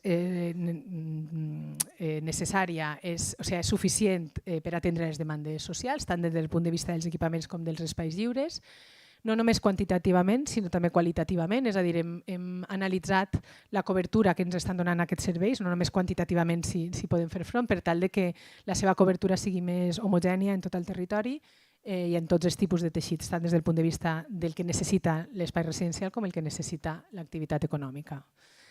A més, en les propostes aconseguim incrementar la cobertura de transport públic. Si ens fixem només amb el guany que suposa a articular tota aquesta xarxa d'avingudes, el guany que suposaria amb els teixits, estem parlant de que la meitat dels teixits residencials estarien a menys de 500 metres d'una avinguda metropolitana, de l'estructura, dels nous canals. Sabeu que aquestes avingudes són els nous canals de transport públic en superfície, que a més estan situats majoritàriament o estan acompanyats per aquests àmbits d'oportunitat, per tal que uns ajudin a construir els altres, i vora el 60% dels teixits d'activitat econòmica. Si aquesta accessibilitat, aquest guany produït o generat gràcies a les avingudes, li afegim l'accessibilitat que es generarà amb les actuacions viàries i ferroviàries plantejades, especialment ferroviàries, aconseguim aquests canvis substancials o aquests guanys substancials pel que fa a la cobertura de transport públic, tant el mateix en activitat amb residencial i activitat econòmica. Pel que fa a les infraestructures de serveis tècnics, també Xavi abans ja ho avançava, no m'estendré, aconseguim maximitzar l'eficiència dels fluxos metabòlics, tant des del punt de vista de... Bàsicament hem treballat en tres factors, l'energia, l'aigua i els residus, i a través de les diferents estratègies aconseguim, d'una banda, el que us explicava ell, minimitzar la demanda i maximitzar la capacitat que té el territori per generar aquests recursos des de qualsevol d'aquests tres punts de vista. I una última diapositiva que intenta ser com una mica a mode de conclusió per veure de quina manera el pla contribueix a aquest objectiu que se'ns demana des de la Unió Europea per aconseguir les ciutats neutres en carboni i reduir l'emissió de gasos d'efecte hivernacle. La quantificació que hem fet està vora, aconseguim reduir amb les mesures del pla vora un 40% de les emissions. Òbviament, amb els creixements i les potencials plantejats, pujaria un 16% l'emissió de gasos respecte a l'escenari actual, però a través de les diferents mesures de millorar l'edificació, rehabilitació, renovables, aconseguim tornar, diguéssim, al punt de partida i, a més, reduir fins a un 24% a través dels objectius que ens marquem com a horitzó, reduir el 50% del vehicle privat, millorar la gestió dels residus i la gestió del cicle de l'aigua a través de les propostes del pla. Per tant, sumant el 16 i el 24, aconseguiríem la reducció del 40%. A partir d'aquí tenim totes aquestes possibilitats de continuar reduint i contribuint a aquestes ciutats neutres en carboni, però òbviament són a partir de mesures que tenen una incertesa molt més gran i especialment en aquests dies, on cada vegada veiem l'efecte global que poden tenir certes polítiques en tota la implementació de totes aquestes mesures i la incertesa encara creix més. Amb totes aquestes mesures podríem ajudar a reduir encara un 50% més respecte a l'escenari que es plantegen com a objectiu 2050 del pla director, però òbviament aquest nivell d'incertesa continua sobre la taula i haurem d'anar mesurant-lo a mesura que es desplegui el pla. I una última diapositiva per... Gràcies, Mireia. Ja per acabar, és l'última de la nostra part. Primer de tot, disculpeu-me la llicència, però he sigut una mica torpe, perquè he fet tots els agraïments de la gent de fora i no he fet els agraïments de la gent de dintre, de tot l'equip de l'àrea metropolitana, que evidentment ha sigut importantíssim per poder arribar a aquesta fita. Especialment l'àrea de desenvolupament de polítiques urbanístiques i espais naturals i, evidentment, el servei de redacció del pla director. Fet el parèntesis, acabo amb la diapositiva que ja apuntava també el Ramon. On estem i cap a on anem. Acabem d'aprovar per segona vegada inicialment el pla director al febrer. Ara, amb el mandat que tenim del govern de l'àrea metropolitana d'intentar arribar a una provisional abans que acabi el mandat, per tant, en el primer trimestre del 2027, hem d'intentar escurçar al màxim tots els timings. Per tant, en aquest cas, no farem un període d'informació pública tan ampli com els dos fases anteriors, d'abans i la primera inicial, sinó que el farem justament el que fixa la llei, 45 dies hàbils pel període d'informació pública, més un mes de consulta per part dels ajuntaments. Evidentment, això implica una responsabilitat per part de l'àrea, en primera instància, evidentment, tant a nivell tècnic com polític, però també la corresponsabilitat i complicitat tant dels ajuntaments metropolitans per complir aquests terminis, com especialment de la Generalitat també per poder complir totes les fases del tràmit, declaració ambiental estratègica, etc., per arribar realment a aquesta fita tan important amb aquest calendari tan exigent. Bé, gràcies.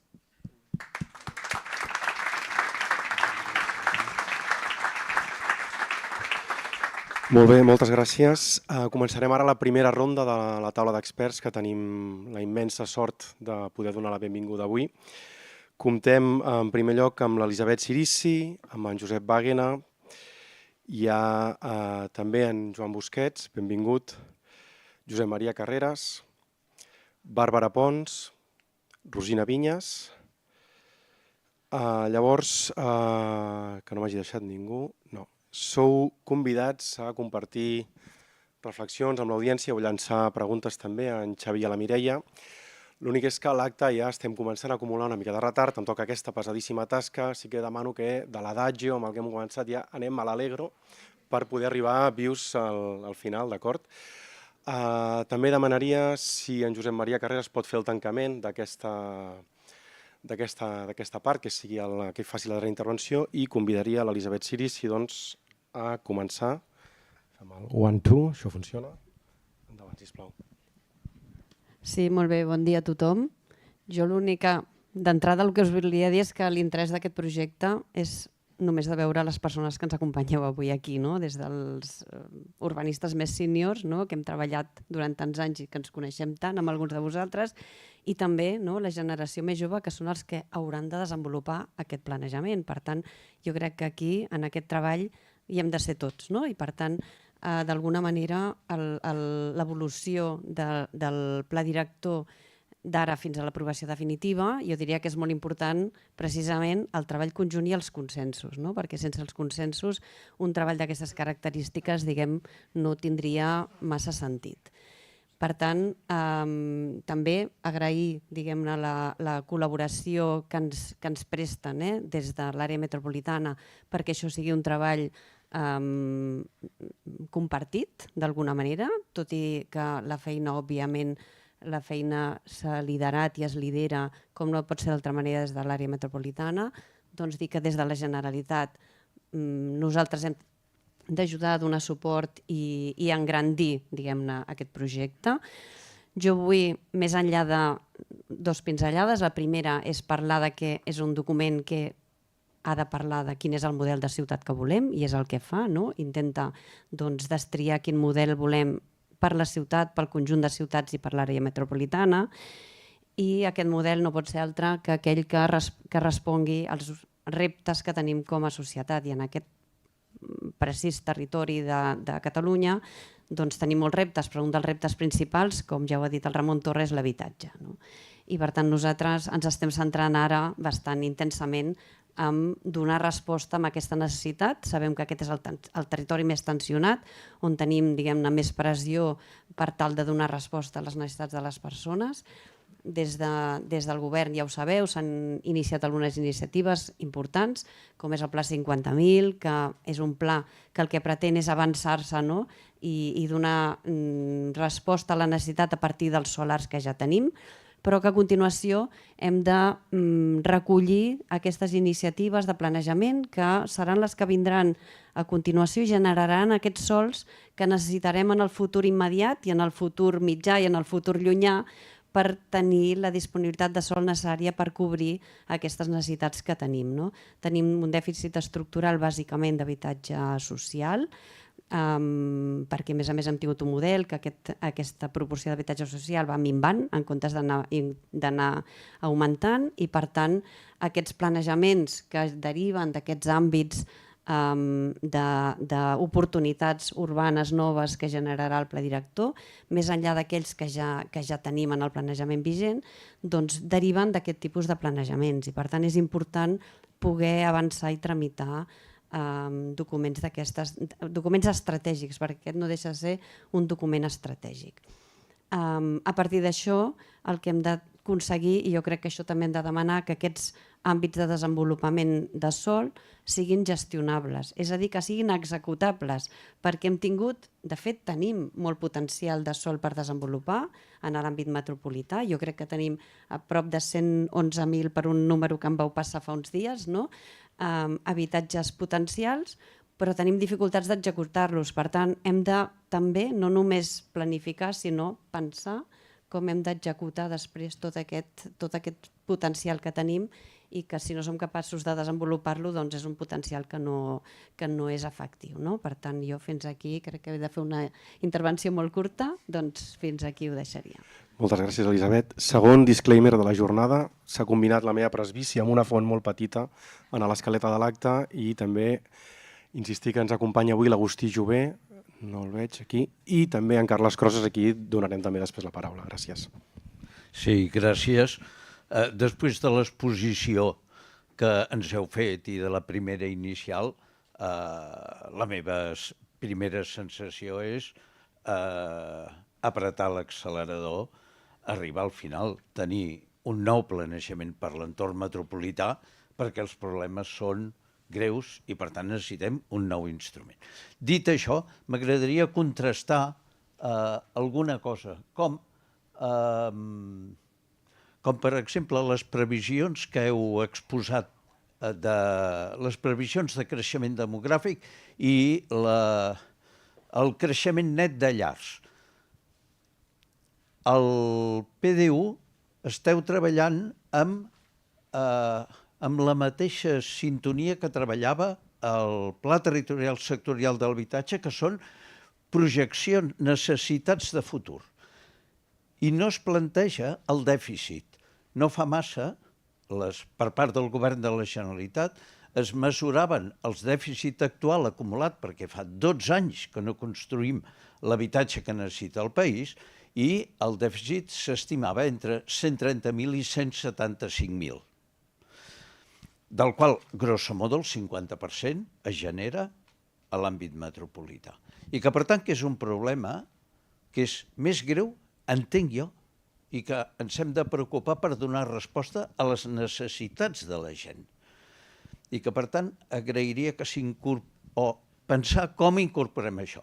Aviam, l'entorn, heu dit, el territori aguanta el que pot aguantar. D'acord? Però aleshores això ho hem de mirar amb una escala que ens doni una solució. No estic dient que això sigui un dèficit del PDUM, però és un dèficit de territori, de l'escala que correspongui.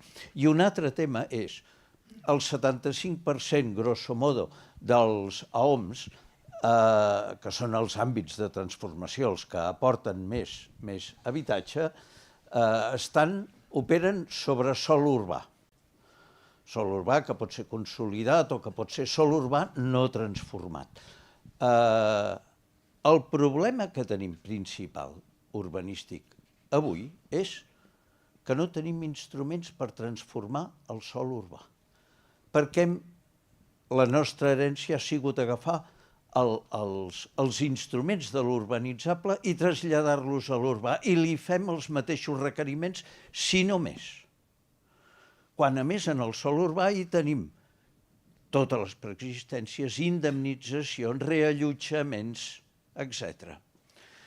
Per tant, i això no és un problema del PDUM, això és un problema de país. És absolutament urgent que a nivell legislatiu instrumentem eines per transformar la ciutat construïda. Perquè aquí no tenim més remei que transformar-la.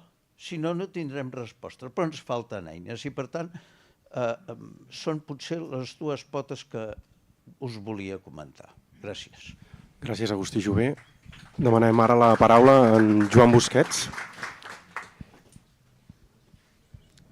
Benvingut. Sí. Bon dia, sí. Sento aquí, un moment, sí. Per parlar de cara i no parlar d'esquena, sí, sí. Sí, bon dia a tothom, sí. En primer lloc, diguéssim, gràcies per convidar-me. No, jo el que volia dir és que la presentació que heu fet és una presentació molt clara, molt pulcra, i em sembla que està molt ben muntada i molt ben organitzada. Gràcies per això. Sí. Jo parlo potser perquè la primera part d'aquesta diapositiva, la part d'esquerra, doncs jo vaig tenir, com alguns de vosaltres sabeu, responsabilitat en parlar d'aquesta part que se n'hi diu creació de coneixement. Per tant, jo crec que també hauríem de, des d'aquí al col·legi, em sembla, hauríem de valorar sobretot les idees innovadores que el pla porta. Evidentment, aquest pla canvia o revisa, diguéssim, el famós PGM. Que han passat molts anys i el PGM va ser un element molt important en la transformació de Barcelona i l'àrea metropolitana. Això és clar i cal que ho repetim, perquè és així. Però el PGM va tenir dos encerts, diguem, sobretot el primer és d'entrar en una zonificació processual, i això em sembla que és una cosa que hem d'agrair, i va tenir un element contrari, que va ser una excessiva preocupació per el viari dels cotxes. S'ha de dir que el PGM, en aquest sentit, ha tingut, amb els 50 anys, moltes modificacions, ha sigut per rescalar el viari, perquè era exagerat. I atenció, molts dels nusos que vosaltres transformeu es van fer a partir del PGM. Per tant, també hem de ser autocrítics amb les coses que fem i que posem. Però és veritat que el que vosaltres heu dit, jo estic d'acord amb la idea que segurament avui dia el planejament que cal és un planejament estratègic.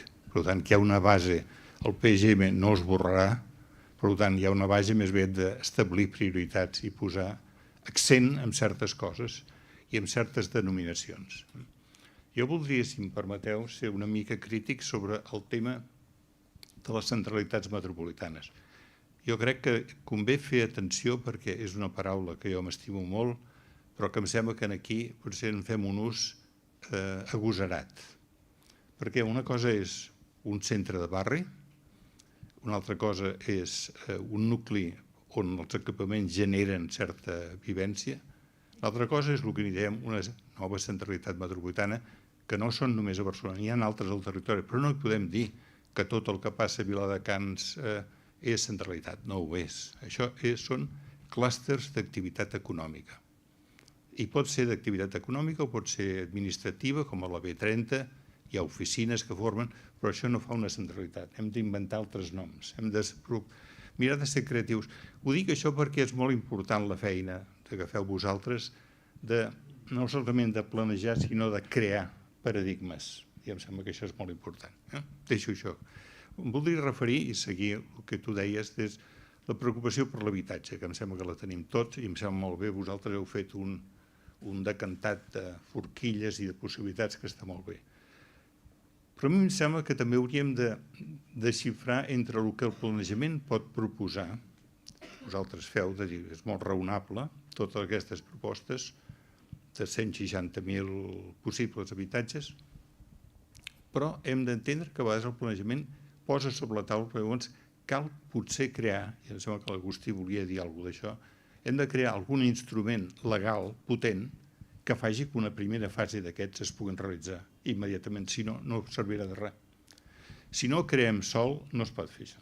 Segona observació que jo voldria deixar clara és l'habitatge, moltes vegades, jo pateixo molt perquè tenim un concepte dels arquitectes que l'habitatge són edificis acabats. Llavors els hem de finançar, s'ha de posar formes de...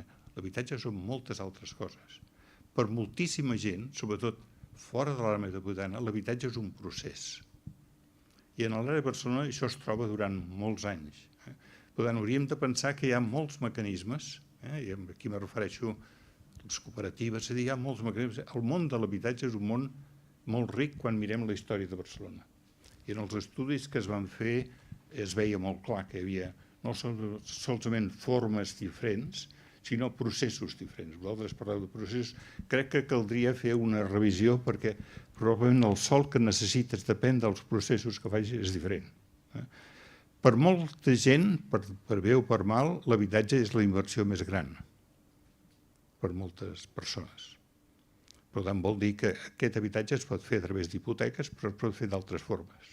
Per tant, jo crec que aquí hi ha tot un camp que el PDU probablement no resol, crea condicions, però anar una mica més al fons potser permetria trobar formes de desenvolupament més híbrides, d'activitat, però també de contingut d'habitatge. Jo crec que això fa falta crear nous paradigmes, fa falta ser creatiu en aquest sector. I crec que la reflexió en el Col·legi d'Arquitectes i en el PDU és algo molt necessari i molt convenient. És el moment oportú de fer això. Per tant, jo això ho deixo més com una qüestió, més que una solució, però jo insisteixo molt que els arquitectes també tenim capacitat per mostrar això i per mostrar com els projectes poden ser qualitatius, poden ser emblemàtics.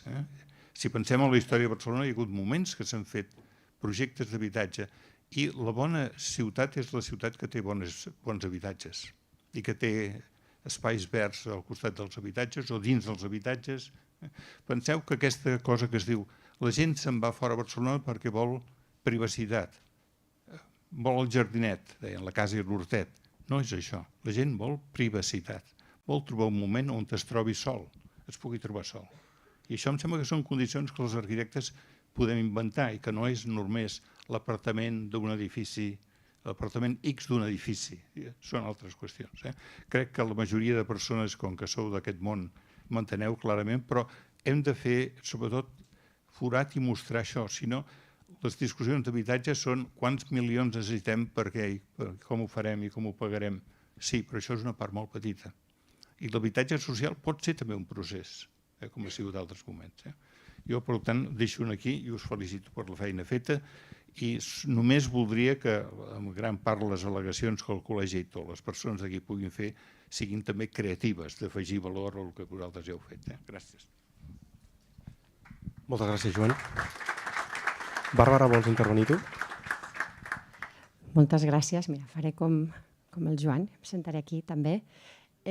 Moltíssimes gràcies per l'oportunitat de participar aquí com a experta, com a directora de Barcelona Regional, i afegiré un comentari sobre tots els anteriors, que estic bastant d'acord. Primer, felicitar l'equip per l'esforç i dir que des de Barcelona Regional ho veiem sobretot com una gran oportunitat que s'obre i que, a més, aquestes oportunitats es medeixen en dècades. És aquest moviment tectònic del planejament urbanístic que ja en 5 dècades tenim un nou moment, una oportunitat per canviar les regles del joc. Això és, el PDUM vindrà a sumar unes regles del joc diferents, esperem que innovadores i enriquidores, perquè el paradigma ha canviat radicalment.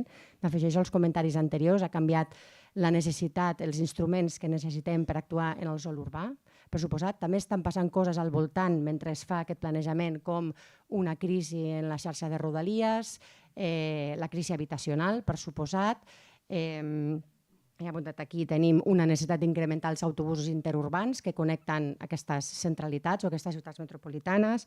Tenim un problema amb l'energia, les noves demandes dels centres de dades, la intel·ligència artificial, que això afecta a la xarxa de distribució i de transport i que s'ha de pagar, i això afecta la viabilitat de l'habitatge que hem de construir, igual que el tema viari i ferroviari. I tot això està passant en el mentrestant, aquest planejament que porta, es medeix en dècades, va començar fa més d'una dècada a elaborar-se per començar a suplir un pla que es va crear fa 5 dècades, i com fem el mentrestant. I només dir que l'àrea metropolitana té tot un ventall d'instruments, té l'oficina del PEDUM i els seus departaments que treballen per fer la part planificadora, però hi ha altres instruments, com és Barcelona Regional o com és el PEM, o les noves càtedres que hem creat, metropolitanes, per poder ajudar-nos, dotar-nos d'instruments precisament per elaborar aquestes eines pel mentrestant, perquè mentre tot això passa, la ciutat es va desplegant. Nosaltres treballem conjuntament també en grans projectes de país, de metròpoli, de país, com per exemple és l'àmbit Porta Diagonal Campus Clínic, que precisament és una oportunitat de desplegar la idea d'avinguda metropolitana o de pensar com actuem en un espai que s'ha de dotar d'una certa quantitat d'habitatge protegit, en un espai que és un gran sistema. Tenim una sèrie de reptes que anem veient que medim en mesos i en anys, coses que hem d'anar aplicant d'uns plantejaments que esperem se puguin aprovar en el calendari que teniu aquí al darrere. I clarament crec que aquestes noves regles, aquest nou tauler de joc dona per debats molt profuns, que agraeixo l'oportunitat de participar amb gent tan il·lustre, però crec que en ares al moderador que no ens renyi pel temps, necessitem algun espai amb una mica més de temps, ja tenim les càtedres, tenim altres espais, perquè la reflexió en paral·lel més estratègica, i aplaudeixo l'ampliació de la visió estratègica, però que òbviament és un pla molt constrenyit per una llei i realment l'estratègia urbana i metropolitana és molt més ampla. Hi ha plans, ja ho he dit, de transports, ferroviaris, viaris, tenim plans sectorials d'habitatge, tenim plans econòmics, empreses que van i venen, cicles demogràfics més o menys punyents, i tot això s'ha de gestionar amb altres instruments complementaris. I crec que el gran encert de l'àrea metropolitana seria, un cop s'aprovi definitivament aquest pla, no desmuntar l'oficina del PEDUM, sinó que es mantingui per poder fer la gestió del pla convenientment i la implementació que necessitem a la metròpoli. Moltes gràcies. Gràcies, Bàrbara. Aprofitaré la proximitat del Josep Bàgana, la Rosina Vinyes i el Carles Crosses per passar-vos el micro i insistir, demanar-vos brevetat, sisplau. Gràcies, no cal que vagi aquí perquè més estic aquí una mica enganxat. Disculpeu que us doni l'esquena. En tot cas, ja ho ha comentat el professor Busquets. La primera és que aquest exercici ha aixecat unes geografies que no coneixíem de l'àrea metropolitana, ha aixecat un coneixement, ha aixecat unes informacions, ha posat sobre la taula uns vectors que fins ara molt poc s'havien estudiat o en tot cas no s'havien portat a l'esfera de l'administració pública, a l'esfera de les polítiques públiques. I per tant felicitar en tot cas el tàndem equip redactor PDU i Barcelona Regional per fer tot aquest exercici, que molt sovint l'hem dit de virtuosisme tècnic a l'hora d'aixecar aquesta informació de caràcter territorial i de caràcter urbà. Aquesta anàlisi més de diagnosi també, sobretot en la primera inicial, es va portar a una proposta també de virtuosisme normatiu, que fins i tot l'envies a la sessió del Col·legi d'Advocats va dir no sé si serà possible aplicar aquesta normativa que teniu aquí redactada. Dit això, també celebrar aquesta una mica visió estratègica del pla. Per què? Perquè, mireu, el Juli Esteban ens deia els PDUs que estan molt orientats a atacar un vector específic funcionen molt bé. Els PDUs que tenen vocació de ser un gran pla general són molt més complicats d'aplicar. Entenc que vosaltres heu fet aquesta reflexió també per la via dels fets i la via d'escoltar els municipis, que és una qüestió que també des de la Diputació hem de tenir molt en compte, aquesta qüestió d'entendre les lògiques municipals i per tant fer una abstracció una mica, intentar enfocar molt l'estratègia. No és una agenda, és un pla i acabo amb aquesta lògica de pla. I hi ha una qüestió que, més enllà de l'alabança el virtuosisme, crec que s'ha de tenir molt en compte, amb això que deia la Bàrbara, en la gestió posterior al pla. Un cop aprovat el pla, què? L'urbanisme és l'eina, al meu entendre, més potent o una de les més potents per redistribuir rendes i oportunitats. I aixecar la informació també passa per entendre quins són els espais més vulnerables, quins són els espais que pateixen més aquesta segregació. Estic veient un PDU que acompanya molt la transformació de la ciutat, que acompanya molt aquests nous vectors ambientals, mobilitat, etc., dinàmiques econòmiques, i sí que s'ha aixecat aquesta informació sobre la vulnerabilitat urbana i la segregació en determinats espais, però m'agradaria que aquest PDU servís com un pla d'inici d'una lògica intermunicipal i interbarrial de redistribució de rendes i d'oportunitats. Crec que és una qüestió que no se li pot aplicar al PDU perquè diguéssim, doncs, té els seus límits normatius també, perquè és veritat que també hi ha la dialèctica de si el PDU diguéssim, és l'avançada de la normativa que la llei de territori volia incorporar o no. És una qüestió que hem de treballar, però sobretot això, quina és l'estratègia? Jo crec que una de les estratègies és la redistribució de les oportunitats i això no ho perdem de vista, si us plau. Gràcies.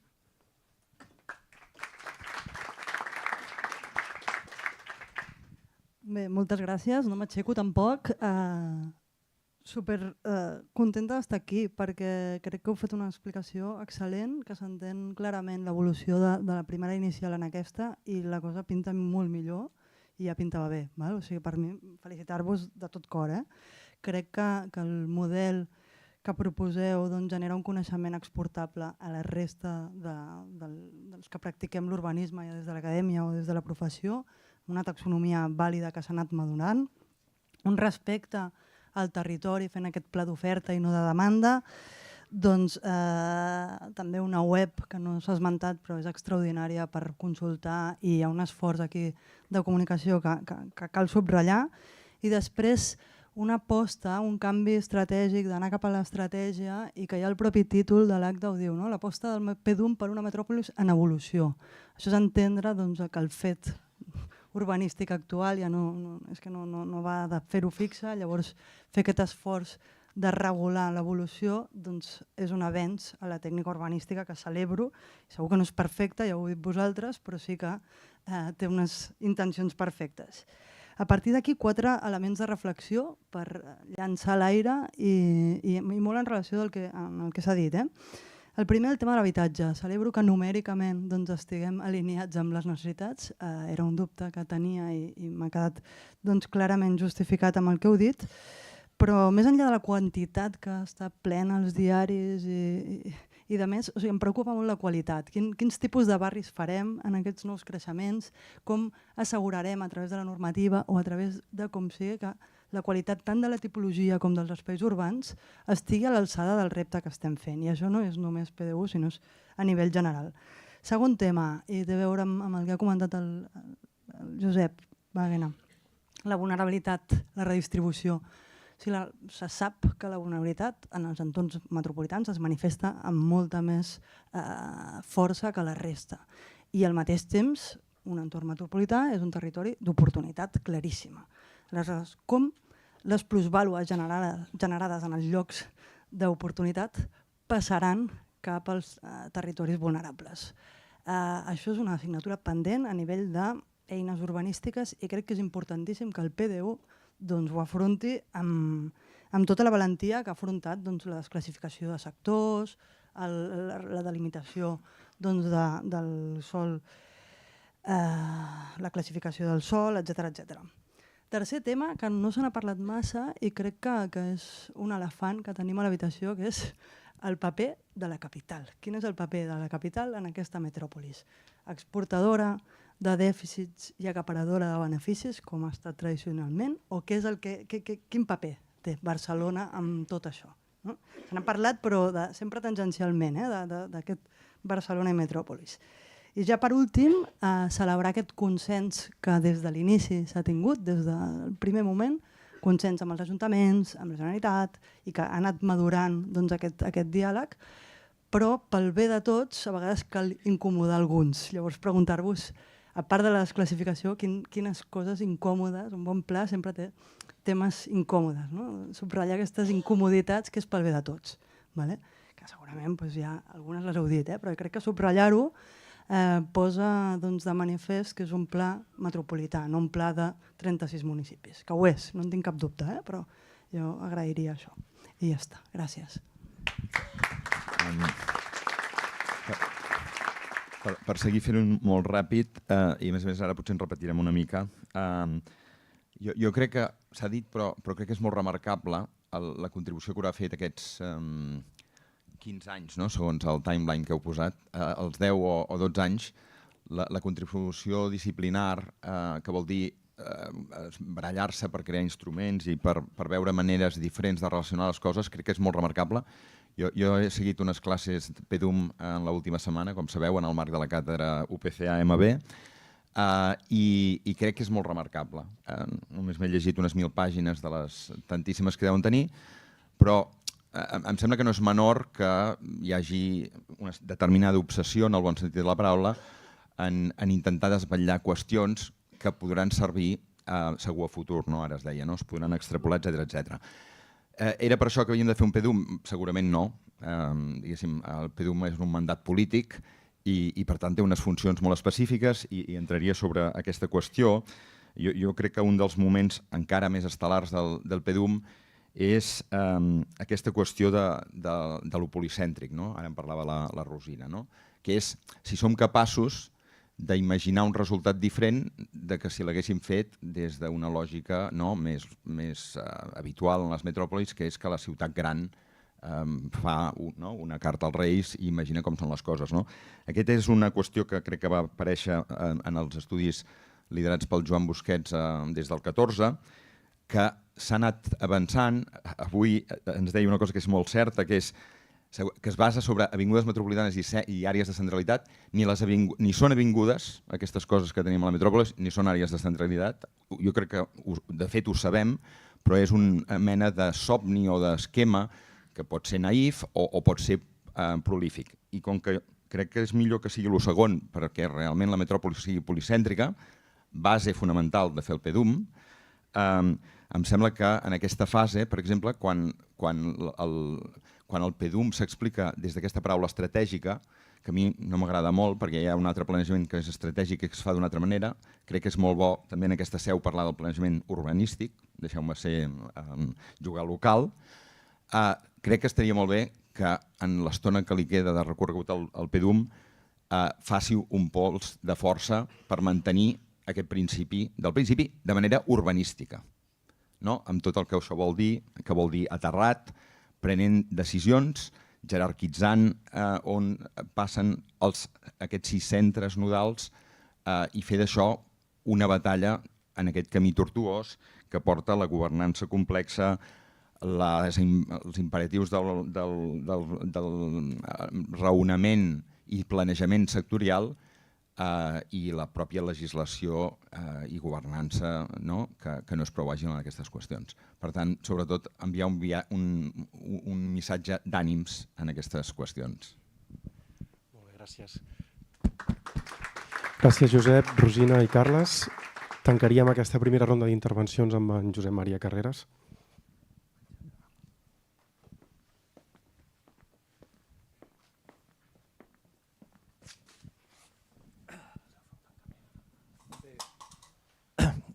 Quan un pla urbanístic, en general, parlo en general, s'allarga molt per la seva tramitació, i això passa molt sovint perquè aprovar un pla sempre és complex, acostuma a desdibuixar-se i a perdre una mica les intencions del que amb un origen aquest pla tenia. En el cas del PEDUM, que òbviament és un d'aquests plans que s'ha allargat i en el qual jo vaig participar en una primera fase, la fase de l'abans, quan m'he rellegit en diagonal el que s'ha aprovat com a segona inicial, el que sí que puc dir, a satisfacció personal meva, és que m'hi sento identificat. O sigui que aquelles intencions i aquells objectius que vam plantejar en l'origen, doncs s'han mantingut. S'han mantingut i per tant, aquest fenomen típic d'allargament de tràmit versus desdibuixament del pla, en aquest cas jo crec que no s'ha produït i que per tant el pla segueix mantenint aquella diríem, línia estructural i el paradigma inicial es segueix mantenint en aquestes propostes que ens han ensenyat avui. Però també el que he vist és que la normativa del pla, que al final és la mare dels ous, diríem, encara que la normativa s'ha de suportar, evidentment, amb uns mapes de regulació, però al final, quan vols saber què diu un pla, t'has de llegir la normativa. La normativa del pla, respecte a la primera inicial, ha evolucionat, jo crec que en positiu. Jo diria que ara és una normativa més flexible del que havia estat plantejada en la primera inicial. Això es pot veure, sobretot, en la regulació de les funcions metropolitanes, les que estableixen els usos bàsics, diríem, però amb un concepte més ampli, i amb la regulació de les estratègies urbanes, que amb una primera inicial, la veritat és que a mi em feien patir una mica la manera com estaven redactades, però que en aquest cas sí que m'he llegit la proposta de les estratègies de la segona inicial i la veritat és que ha millorat molt el redactat i per tant les possibles, diríem, desavinences que es podrien produir a posteriori a l'hora d'implementar aquestes estratègies a través del planejament general, doncs ja no hi eren. O sigui, hi havia com una espècie d'ànima orientadora perquè després les modificacions de pla general o el POUMET puguin desenvolupar-se més lliurement. Això, òbviament, ha estat possible gràcies al treball d'un equip que ha estat fonamental en tot aquest procés, que ha fet un treball ingent de configurar coneixement i propostes de regulació, que he de dir que en aquest equip, en la creació d'aquest equip, hi va tenir un paper important el Joan Busquets, no tant per la tria de les persones, que això es va produir amb posterioritat, sinó perquè va ajudar a dimensionar quin era l'equip que feia falta per respondre al repte que teníem al davant. I aquest equip, que continua treballant, és el que ha permès, diríem, tenir el document que tenim ara. Però també hi ha un altre aspecte que tampoc s'ha de perdre de vista, que és que a l'àrea metropolitana hi ha hagut voluntat política perquè això sigui així. I estic pensant, òbviament, amb el vicepresident, perquè em consta de la seva voluntat en aquest aspecte, perquè us puc assegurar que en un àmbit metropolità com aquest i la complexitat política que té aquest àmbit, això, si no hi ha voluntat política, no existeix. Em consta la voluntat política del vicepresident i després la del Damià Calvet, que ha exercit la darrera responsabilitat en aquest aspecte. I un paper també del Ramon Torra important en aquest aspecte d'articular voluntats polítiques diferents, tot i que el seu paper és híbrid en aquest aspecte, és tècnic-polític, però que també ha estat fonamental. Tanmateix, això no es pot allargar gaire més, perquè potser sí que acabarem desdibuixant el pla. Aquí, quan he arribat aquest matí, m'he trobat a la Isabel Tomé, entre altres antigues companyes i companys i amics i amigues de l'urbanisme que estem reunits aquí, que m'ha dit una cosa que m'ha deixat tranquil·litzat en aquest aspecte. Diu, esta és la buena. I amb això, bromes a part, es tracta de que ara avancem cap a l'aprovació definitiva.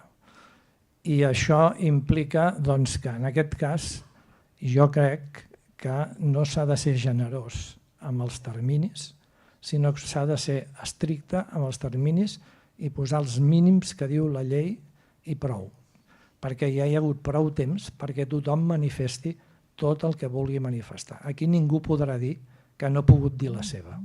Per tant, ara es tracta d'anar per feina, més feina, diríem, feina de tràmit per acabar això i aprovar. I fer-ho després, allargar aquesta voluntat a través de la Generalitat, que és la qui té la darrera paraula. I amb això, amb el convenciment que aquesta és la bona, doncs acabaria les meves paraules i animaria a tothom que segueixi amb la tasca que ha iniciat. Moltes gràcies.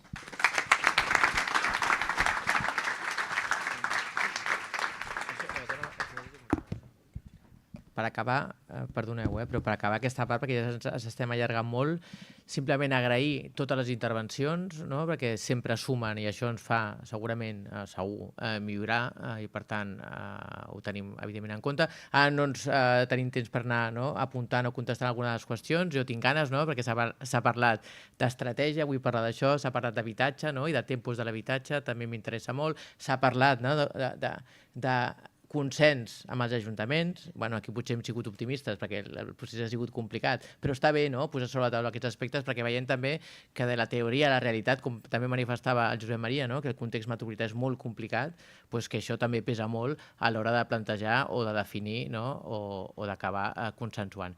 Si us sembla, ho deixem aquí, fem un break i després continuem amb la segona part i ja intentem contestar algunes de les qüestions que heu posat sobre la taula. Gràcies. Ens trobem d'aquí 15 minuts, sisplau.